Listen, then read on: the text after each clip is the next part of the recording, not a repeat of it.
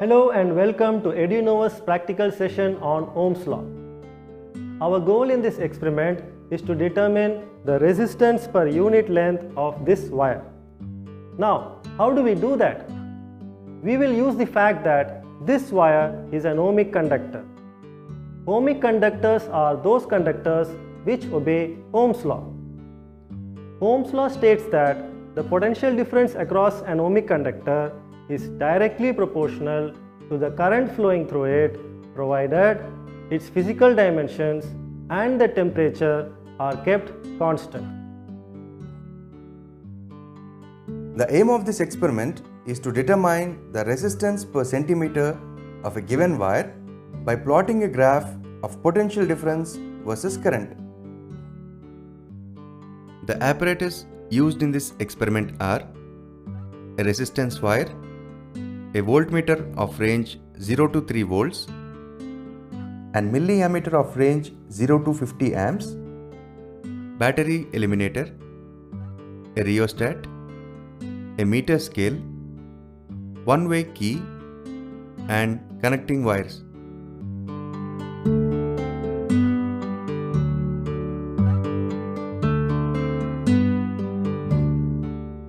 A voltmeter is a device used for measuring electric potential difference between any two points in a circuit.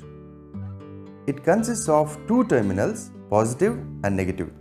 It is connected in parallel with the branch of a circuit whose potential difference is to be measured.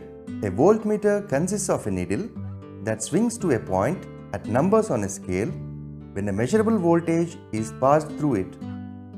For accurate measurements, the voltmeter must have a very large resistance so that when it is connected in parallel in a circuit, it should not divert much current from the parallel branch. Moreover, it should also have a very small current carrying capacity so that it may not withdraw much current from the parallel branch of the circuit. A battery eliminator is a device that provides an alternate source of power, normally powered by batteries. In simple words, it is a rectifier which converts high AC voltage into low desired DC voltage.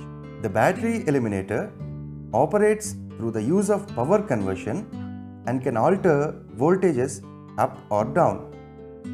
It is also used to convert alternating current to direct current. It allows us to conduct experiments through a variety of direct voltages while avoiding the decreased characteristic of dry cell. Usually, a battery eliminator consists of an on-off switch to switch on or switch off the supply, and a light indicator which when glows indicates that the device is on. It has two terminals to get connected to the circuit. The red terminal acts as the positive terminal and the black terminal acts as the negative terminal. It also consists of a rotatory switch to get the desired output. If the switch is on 2 volts, then the output will be 2 volts. If you rotate the rotatory switch to 6 volts, then the output will be 6 volts. In this manner, you can select the desired output. The main advantage of the battery eliminator is that the current can be drawn at desired voltages and it doesn't need any charging. This is all about the battery eliminator.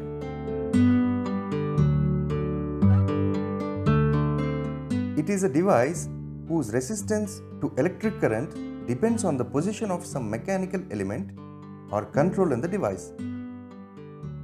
In simple words, a rheostat is nothing but a variable resistance. It consists of a coil of wire with a terminal at one end and a sliding contact that moves along the coil. The wounded wire is made up of a constantan alloy or Eureka. Since its resistivity is high and temperature coefficient of resistance is quite small, electric current enters and leaves the resistance element through the contacts. By moving the sliding contact towards or away from the fixed contact, the length of the resistance element through which the current travels can be decreased or increased. Here, we can observe that the sliding contact is moved a bit further from the fixed contact. When the current is passed, it enters through this terminal and passes through the windings and leaves through the other terminal. In this way, the current in the circuit can be increased or decreased. With this background information, I think you are now ready to perform this experiment. Here we have all the apparatus we need to perform this experiment. So let's make the connections as per the circuit diagram. As usual, we will start with the positive terminal of the power supply, since the current starts from there. We need to connect the ammeter, the resistance wire, the rheostat and the key in series with the power supply. So let me start by connecting the positive terminal of the power supply to the positive terminal of the ammeter.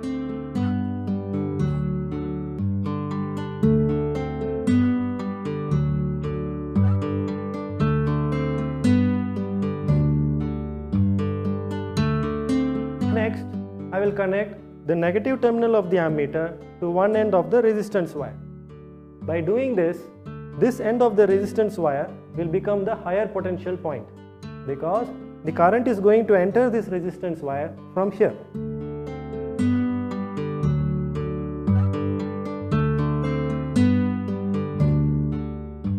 Next, I will connect the other end of the resistance wire to the lower terminal of the rheostat. By doing that, this end of the resistance wire will become the lower potential point, since the current leaves the resistance wire from this end.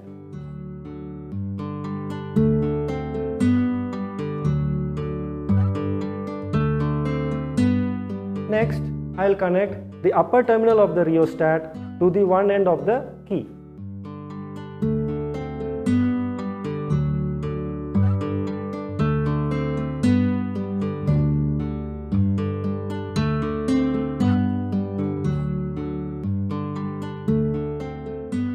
Finally, I will connect the other end of the key to the negative terminal of the power supply.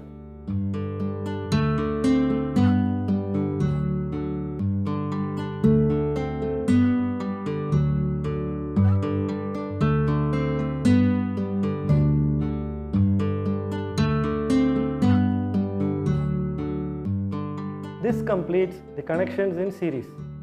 Now, I need to connect the voltmeter in parallel to the resistance wire. For that, I must connect the positive terminal of the voltmeter to the higher potential end of the resistance wire.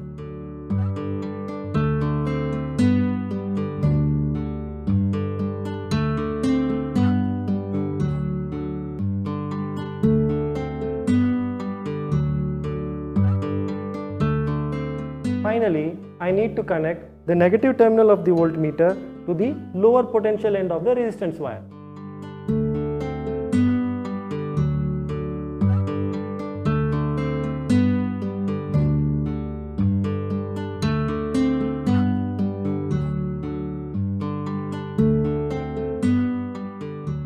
With this, the connections are complete.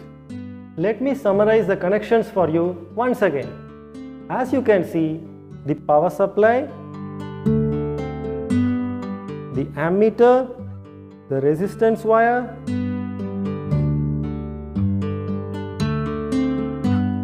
the rheostat and the plug key are all connected in series. The voltmeter is connected in parallel across the resistance wire so that we can measure the potential difference across it.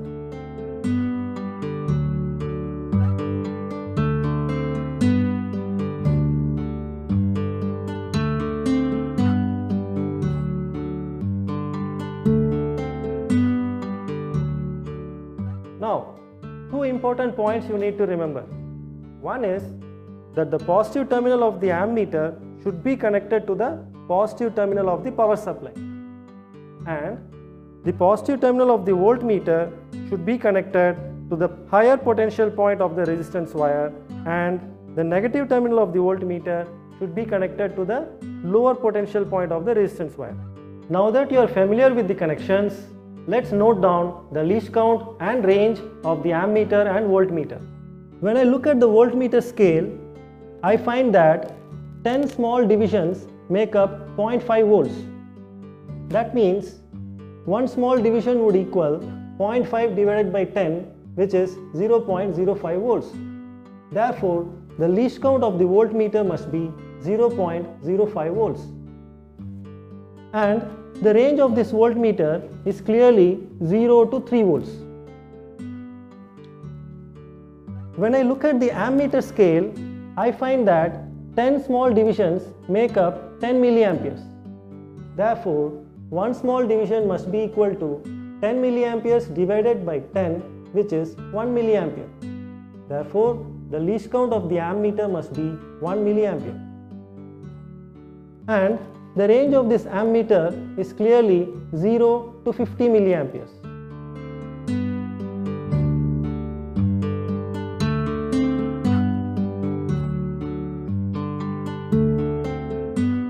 Now let's check for the zero error of the voltmeter and the ammeter. With the power supply switched off, when I look at the voltmeter scale, I find that instead of showing 0 volts, it is showing 0.1 volts. Therefore, the zero error of the voltmeter is 0.1 volts. And we need to get rid of this. So, I will make use of this screwdriver to remove this zero error. What I do is, I will use it to turn this screw in the voltmeter scale so that the needle of the voltmeter coincides with the zero division. So now, the zero error of this voltmeter has been eliminated. When I check the ammeter scale, I find that it is already showing zero divisions. Therefore, this ammeter does not have any zero error. In case your ammeter has a zero error, you now know how to eliminate it by using a screwdriver. Now that we have noted the least count and range of the ammeter and voltmeter and also eliminated their zero errors, let's take our first measurement. Let's switch on the power supply and insert the plug key. Make the resistance of the rheostat maximum by sliding the contact towards the upper terminal of the rheostat. Now, the current through the resistance wire is minimum. Note down the ammeter and voltmeter readings. The ammeter shows 18 milliamperes and the voltmeter shows 0.45 volts. This completes our first measurement. Immediately remove the plug from the key so that the resistance wire will get a chance to cool down before our next measurement. To take the next measurement, all you need to do is decrease the resistance in the rheostat by sliding the contact towards the lower terminal. If you now insert the plug in the key, you can find that there is a new measurement in the ammeter and the voltmeter. Note this down. So you can repeat 3 more times the same procedure by sliding the contact to 3 different positions. Tabulate all your measurements in the observation table and ensure that you utilize the full range of the ammeter and the voltmeter.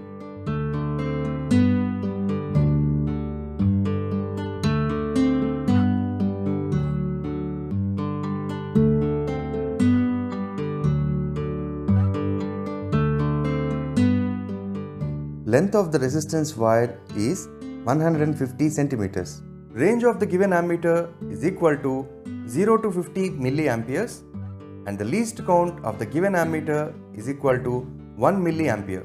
Range of voltmeter is equal to 0 to 3 volts.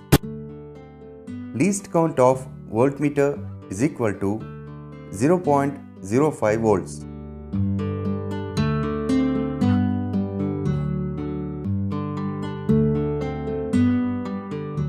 Ammeter reading I in amperes.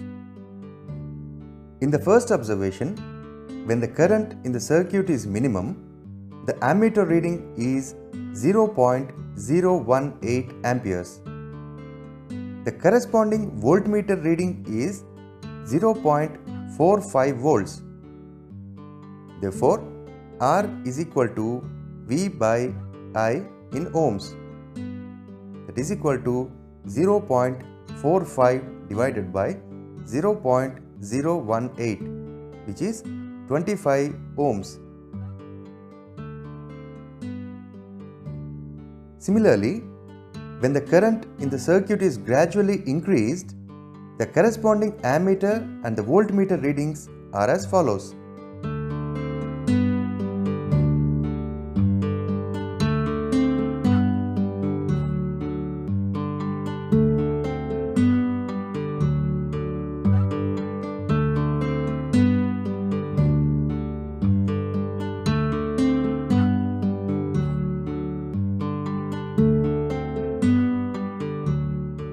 Mean resistance R is equal to 23.3 ohms. Resistance of the wire per centimeter is equal to 23.3 ohms divided by 150 centimeters. That is equal to 0.15 ohm per centimeter.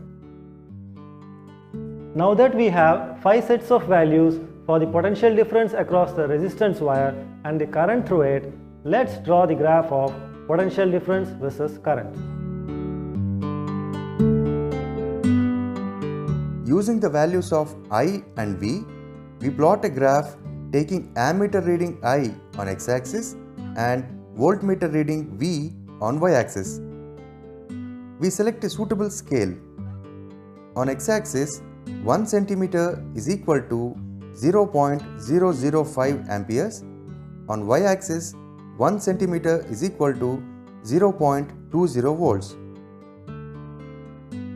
Now, let us plot the points on the graph.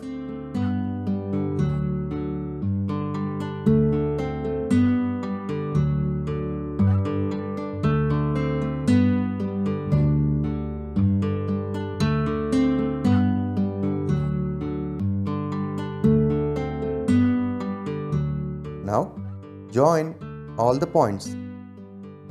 Then, extend the line to meet the origin. The graph comes to be a straight line as shown here. From this graph, we calculate the resistance of the wire. Draw a triangle along the slope of the formed straight line and name the triangle as A, B and C as shown here. Let us say angle ACB is equal to theta.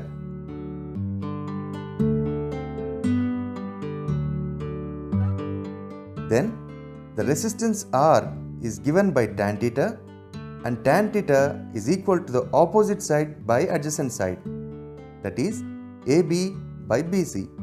The value of AB is 0.69 minus 0.29, that is 0.40 volts. The value of BC is 0.0285 minus 0.0120, that is 0.0165. Therefore, R is equal to 24.24 ohms. Let us assume we take V on x-axis and I on y-axis. The resistance R is equal to cot theta. That is, cot theta is equal to BC divided by AB. Therefore, R is equal to BC by AB.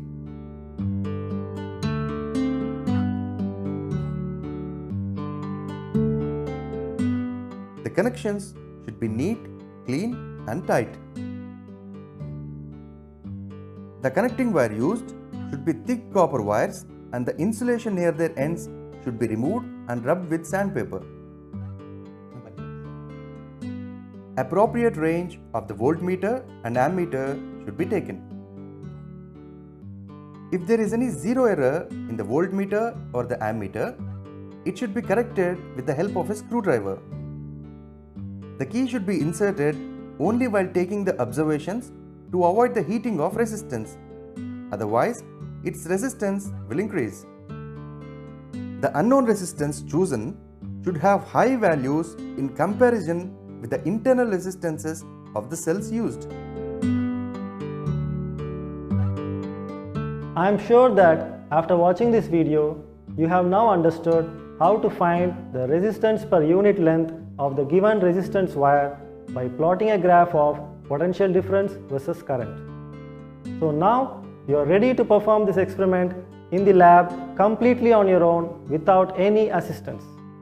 Thank you for watching this video.